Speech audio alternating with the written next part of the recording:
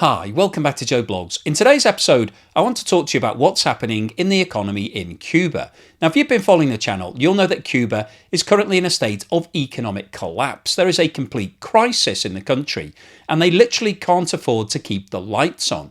And one of the reasons for that is because of the development of the power industry in Cuba. Back in the 1960s, when Cuba was very close to the Soviet Union being a fellow communist country, the Soviet Union was providing lots of oil for free in exchange for other things from Cuba. And so power stations were built that were fired by oil. Now, obviously, if you were building a fire station today, that would probably be your last choice because oil is one of the most expensive fossil fuels around. But back in the day, Cuba could do that because it had an unlimited supply of free oil coming in from Russia. Now, following the breakup of the Soviet Union at the start of the 1990s, Cuba was thrown into economic chaos. However, it then teamed up with Venezuela, which was another fellow communist country that had an abundance of oil.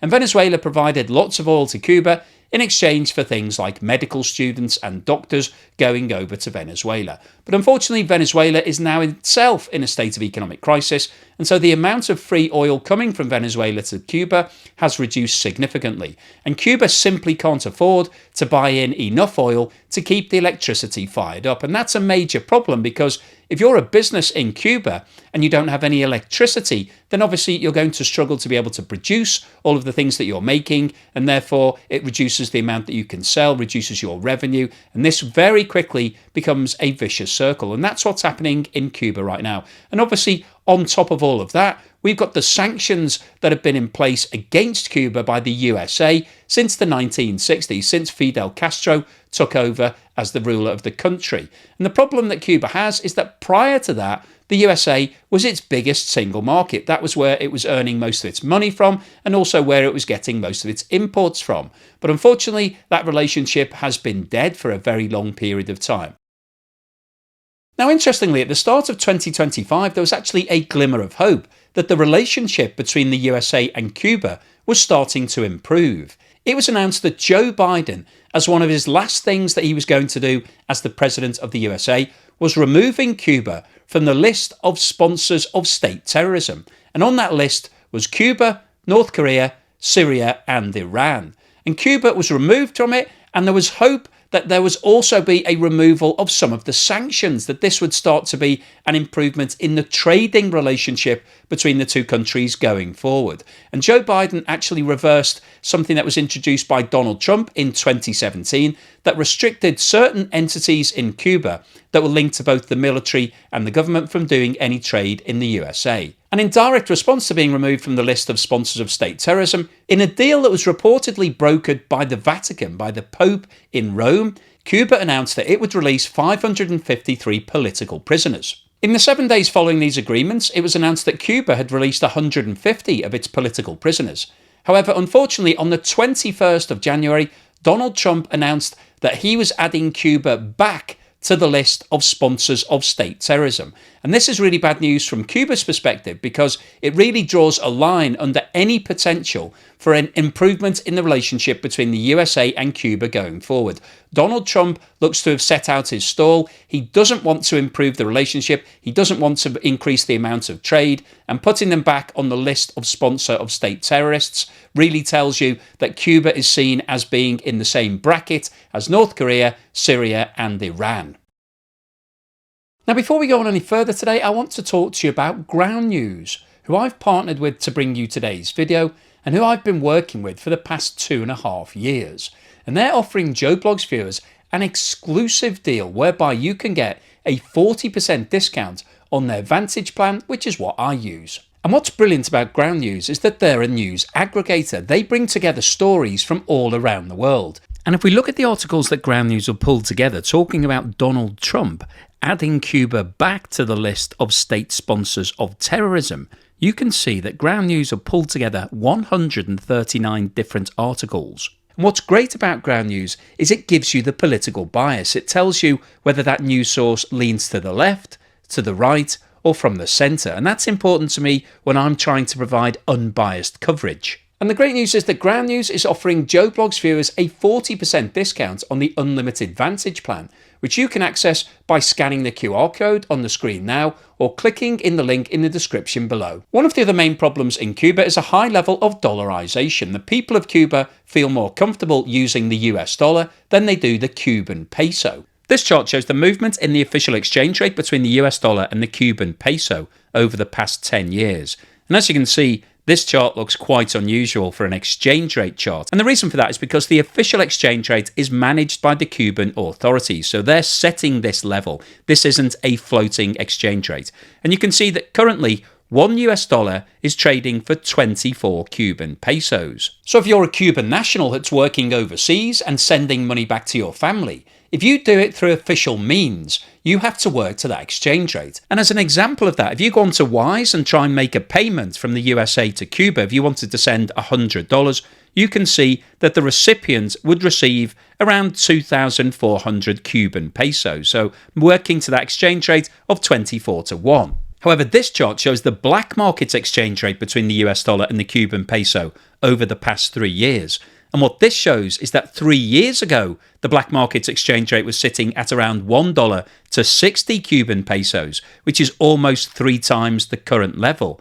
And today, $1 is trading for around 325 pesos, which is almost 14 times higher than the official rate. And you can see from the shape of this chart that the value of the peso has deteriorated consistently over the past 3 years. And this is one of the reasons why the people of Cuba, and particularly those that are working overseas and that are being paid in dollars and euros, don't want to convert their money back into pesos, particularly not at the official exchange rate, because if you can trade $1 for 325 pesos on the streets of Havana, why would you exchange it for 24 pesos through the official exchange mechanism? So looking at these figures, you can understand why there's such a high level of dollarization in the economy, and a lot of money is sent back to Cuba from overseas every single month. This chart shows the official number of Cuban migrants living in the USA between 2000 and 2023, that's shown by the blue line, and also the number that are sending money back to Cuba on a regular basis, which is shown on the black line. And what this shows is that in 2000, there were just under 873,000 Cubans living in the USA legally. And of that number, around 45% were sending money back to Cuba every single month. Now, as you can see from the shape of this chart, over the last 23 years, there has been almost a constant increase in the number of people moving from Cuba to the USA. There was a slight dip in 2020 as a result of the COVID-19 pandemic. And in 2023, the official number of Cubans living in the USA was just over 1.8 million. And of that figure, over 48%, more than 878,000 people, send money back to Cuba every single month. And this data is only dealing with the people who are legally moving from Cuba to the USA. In addition to this, there will be lots of other people who don't have official registration documents and are still sending money back. So in reality, more than 1 million people are sending money back to Cuba every single month in the form of US dollars, not in Cuban pesos. And this chart shows the official amount of money being transmitted from the USA to Cuba between 2000 and 2023. And what this shows is that in 2000, the amount of money being remitted back to Cuba was sitting at just under 500 million. However, by 2023, the official figure had increased to 2.5 billion. However, in reality, the figure was more likely to be closer to $5 billion. And this is one of the reasons why there is such a high level of dollarization in Cuba right now.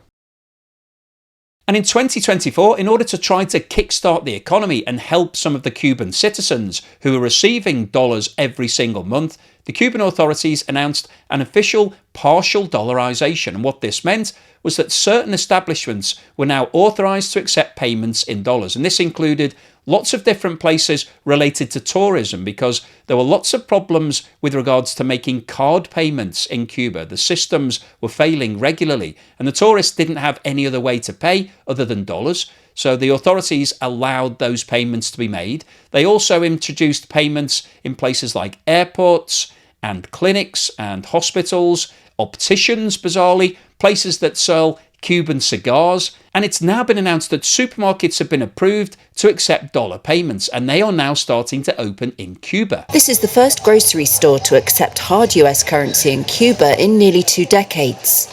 Open just a few weeks, it's part of the growing use of the dollar in the communist-run country, where just 4 years ago, banks stopped accepting cash deposits in greenbacks.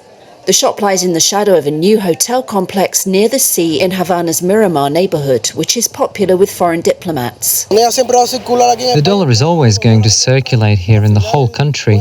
The dollars that come in can be used here because you don't have to be exchanging money to get other products in other ways. Cuba's government hopes dollar stores will reap some of the remittances that enter the country and allow it to use that hard cash to underwrite social programs like free healthcare and subsidized food, energy and transportation. But the growing availability of goods and services in dollars versus the local peso underscores growing inequality between those with and without access to foreign currency. Cuban officials have said the partial dollarization that kicked off a year ago is tough medicine, but necessary to fix the island's economy. So what's the summary and conclusion today? Well, I wanted to post this video because we've been following what's going on in Cuba for more than 3 years now. And unfortunately, the situation remains critical. There is still a shortage of fuel. There is still a shortage of electricity. We're having planned blackouts all across the country. And that's a major problem if you're a business in Cuba, because it's very difficult to work around times when you don't have any power. And a lot of businesses are forced to set up their own generators. But the problem with that is you still have to get the fuel to actually fire up that generator. And if there isn't any fuel around, then there's nothing you can do about it. So the problems are persisting. And what we saw just before President Biden left office was a potential for a thawing in the relationship. He decided to remove them from the list of sponsors of state terrorism. And there was hope at that time, particularly within Cuba, that this could be the first step to actually breaking down the barriers, removing some of the sanctions that are in place against Cuba and trying to get some trade going between the two nations. But unfortunately, less than a week later, when Donald Trump took over, he decided to reinstate Cuba onto that list of sponsors of state terrorism, and it now looks extremely unlikely that the USA is going to reach out and help Cuba. And this is coming at a time when Cuba needs help the most. So what we've seen in today's video is that the Cuban authorities have now accepted the reality of the situation in terms of what's going on with the currency in the country. We saw the official exchange rate, which ludicrously has been held at 24 pesos to $1 for pretty much the last 5 years. But the reality on the streets of Havana and the rest of Cuba is that the peso isn't trading at anywhere near that level. It's actually trading at around 350 to $1. So nobody is using the official exchange rate. Nobody in their right mind would send money back to Cuba at the moment and translate it into Cuban pesos. So lots of money, billions of dollars, is going back to Cuba every single year. And the people in Cuba need to do something with that. And the authorities have now allowed them to start spending those dollars legally. Obviously, they've been doing it illegally. There's lots of prices in Cuba. You can go in and get a price in Cuban pesos, or you can pay in the greenback. And there's 2 different rates for that. Now they're acknowledging that this is happening, and so there are supermarkets that are opening and lots of other stores have been authorized to use the US dollar. And I think potentially this could be a move towards Cuba using the US dollar on a wholesale basis. We've seen that happening in other countries around the world where there's a huge difference between the black market rate and the official rate, and nobody really wants to use the local currency. And we've seen countries like El Salvador deciding that they're going to go full in on the US dollar and abandon their own currency. And actually, that's worked out quite well for El Salvador. So there is a potential that Cuba could follow suit. But I guess the problem with that is that because there's all these sanctions in place between the USA and Cuba, the relationship isn't that great. So officially, the Cuban government can't get hold of lots of greenback, lots of US dollars, because they don't have that relationship. They're not doing a lot of official business between the two countries. But the overall summary of today's video is that the situation in Cuba remains critical. The economy has collapsed. It needs to start building itself back up. In order to do that, it needs the building blocks. You need power, you need energy and electricity for people and companies to be able to start doing things. And unfortunately, from Cuba's point of view, they need large quantities of oil to get the electricity back up and running. They have been talking to China about putting solar panels all across the country, and there is a deal that's been signed. However, in terms of the number of solar panels, it's still relatively limited.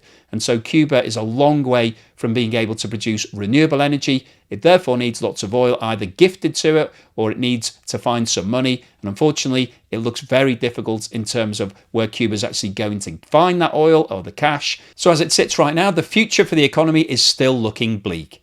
So hopefully you've enjoyed today's video, you found it useful, informative and thought-provoking.